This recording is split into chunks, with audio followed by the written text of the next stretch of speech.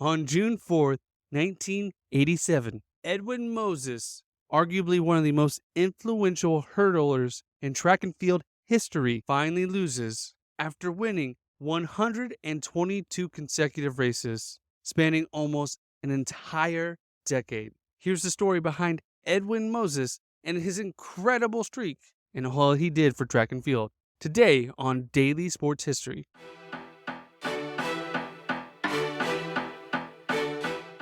Before we get started today, I want to tell you about another great daily podcast called A Little Bit de Todo, which means a little bit of everything, which is a daily podcast all about Latin culture. And here's a little preview. A Little Bit de Todo is a podcast about a little bit of everything for curious minds of all ages. I'm Christina, and you can tune in every weekday to learn about things like Cinco de Mayo, Chihuahuas, and volcanoes in Latin America. Episodes are bite-sized, 10 minutes long or less, and always Latin American related. Subscribe and follow A Little Bit de Todo podcast wherever you listen to podcasts. Welcome to Daily Sports History. I'm Ethan Reese, your guide to a rapid deep dive into sports history. And today's trivia question to watch out for is, what other sport did Edwin Moses compete in? Now, Moses was born in Dayton, Ohio, and was just for lack of better terms, a nerdy kid. He loved science. He loved making volcanoes and rockets, collecting fossils and frogs. And he excelled in math and physics, and he was just a bright kid. And it's unusual sometimes to see these bright kids go into athletics as well. But it was a way for him to put his knowledge to the test. See, he would use himself as a guinea pig sometimes and test things on himself. He loves physics and the human body anatomy, and so it really made it a great way for him to use both things. And he actually accepted an academic scholarship to Morehouse College in Atlanta, Georgia, where he majored in physics and institutional engineering. And he was a part of the school's track team, although Morehouse didn't even have their own track. They would actually go to a high school facility and train in the city, and he was essentially kind of his own trainer. It was a very small school that didn't have a whole lot of resources for athletics, and he actually went there more for the academics. But he loved the athletics, and he loved using his knowledge that he was learning in school on the track.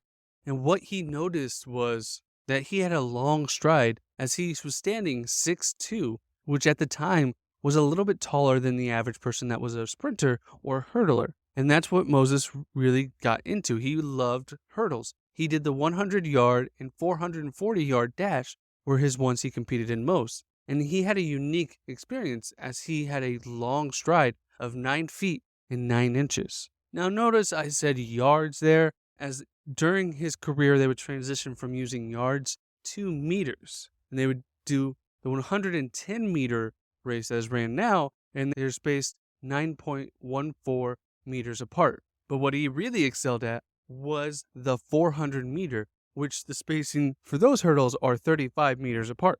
And what Edwin noticed is he could take less steps than his competitors because of his long stride and long legs. He could take 13 steps in between hurdles instead of the average 15 that other competitors were taking, which would give him an advantage. And what he also did was know how many steps to take, as hurdling was still kind of in an infancy in this time where we were just kind of learning.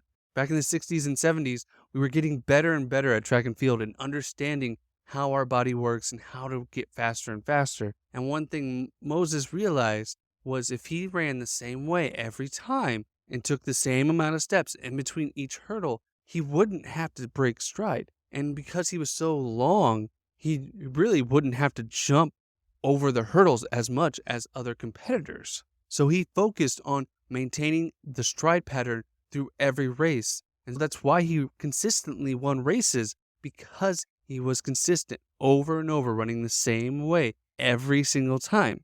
But before March 1976, he only ran one 400-meter hurdle race. But once he began to focus on the event, that's when he saw the progress. And in 1976, he actually qualified for the U.S. Olympic team in Montreal. And he actually won gold while he was there setting the world record at 47.63 seconds. And he was actually the only American to win gold in the track and field events that year.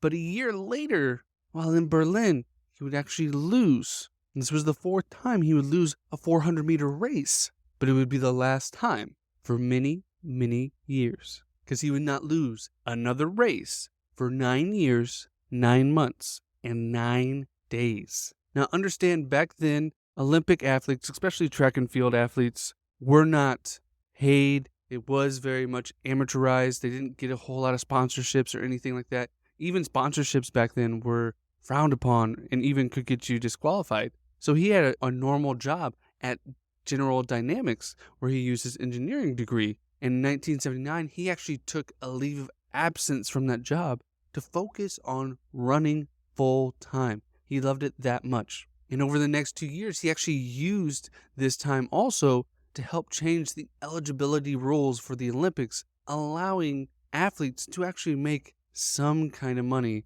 and developed the Athletes Trust Fund program, which allowed athletes to benefit from the government through privately supplied stipends, general payments, commercial endorsement monies, without jeopardizing their Olympic abilities. And he actually presented this plan to the president of the IOC, the International Olympic Committee, and it was ratified in 1981 and has become a staple of the Olympics that we now know and love today. As you see, some of the Olympic programs in the U.S. have grown exponentially since then. But unfortunately, in 1980, he was all set. He made the Olympic team, but the U.S. actually boycotted the 1980 games due to them being set in Russia and Russia invading. If you want to learn all about that, we did a previous episode on that, and there'll be a link in the show notes to go back and hear all about why we boycotted the 1980 Olympics. Although this happened, the U.S. created congressional gold medals that they gave athletes that qualified for the Olympics, a total of 461, although that's little compared to the glory of actually winning the Olympic gold in real life. But he came back in 1984 for the Olympics that were held in Los Angeles, again winning gold. And in 1984, he was named by ABC's Worldwide of Sports Athlete of the Year and shared the cover of Sports Illustrated Sportsman of the Year with American gymnast Mary Lou Retton. But in 3 years, on June 4th, 1987, fellow American Danny Harris beat Moses while at a track event in Madrid, ending Moses' astonishing record of 122 consecutive races, setting the world record more than twice, winning 3 World Cup titles, a World Championship gold, as well as 2 Olympic gold medals, which would have been 3 if not for the boycott. And after this loss, he would go on to do 10 more races and winning all of those, including another world gold that same year, before eventually retiring after the 1988 Summer Olympics in Seoul, Korea, where he finished third in the 100 meters. And his best time of 47.2 seconds is still on the all-time list at number 6. And that same year, after retiring, he helped institute the first amateur sports random drug test competition. But after retiring from track and field, he wasn't done enjoying sports. He actually joined up with the U.S. bobsled team that he made connections with while competing in the Summer Olympics. And he competed in 1990 to 1992. He was a part of the U.S. bobsled team and won a bronze medal in the 2-man World Cup in Germany.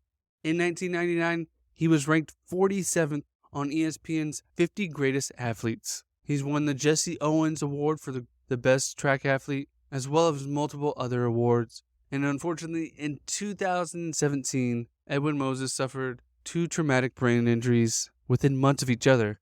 But he was able to recover, working his way back to walking again. And it goes to show you, whether you're nerdy or a jock, you can still have success in sports. He looked at sports in a different way and made contributions that still to this day stand, allowing Olympic athletes to get some type of payment for their work, as well as instituting random drug testing, which has become a major part of sports with the rise of steroids. His mark is not only left by what he did on the track, but what he did off. And sometimes I think we need to remember that it's just as important as what we do in our careers as well as off of it. And we can support whatever we love in multiple different ways. And if you would love to support us, the best way to do that is to subscribe wherever you're listening at. That way, you don't miss any time a show comes out, which is every day, Monday through Friday. And come back tomorrow for more daily sports history. And the answer to today's trivia question, what other sport did Edwin Moses compete in? The answer was bobsledding.